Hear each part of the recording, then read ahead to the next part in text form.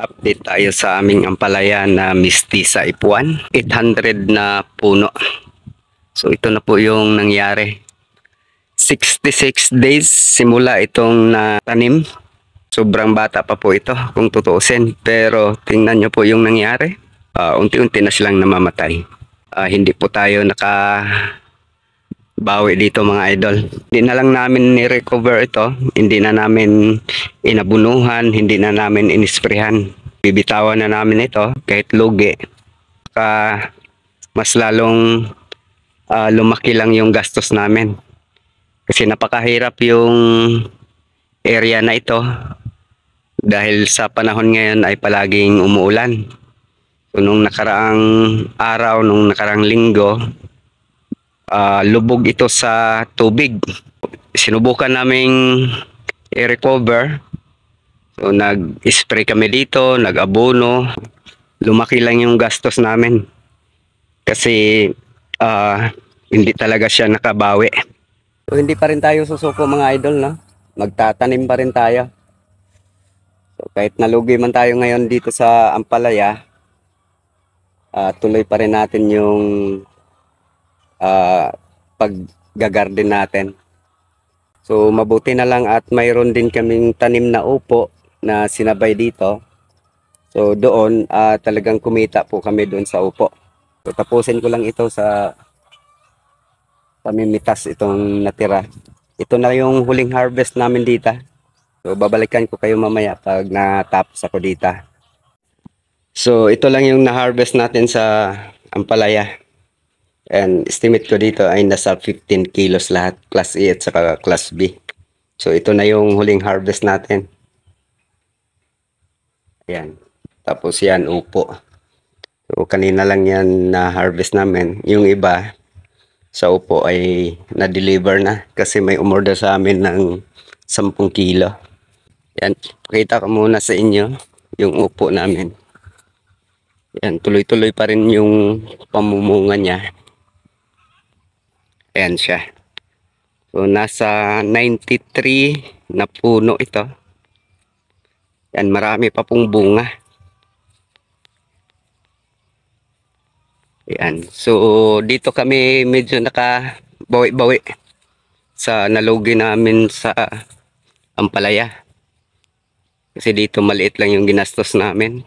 Mabuti na lang at mayroon tayong tanim na upo.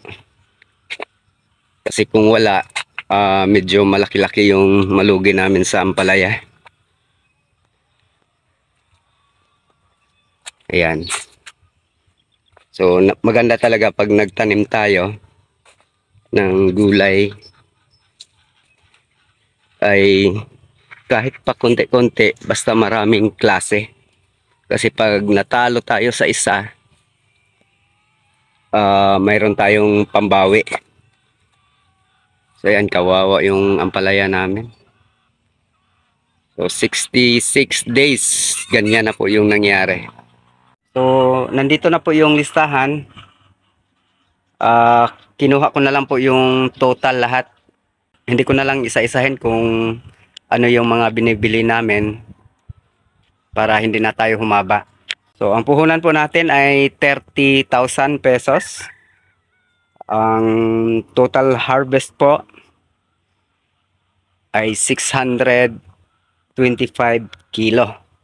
Yung pag-harvest namin dito, hindi namin binilang kung ilan kasi may mga buyer kami na bumibili ng pakonti-konti at mayroon ding maramihan.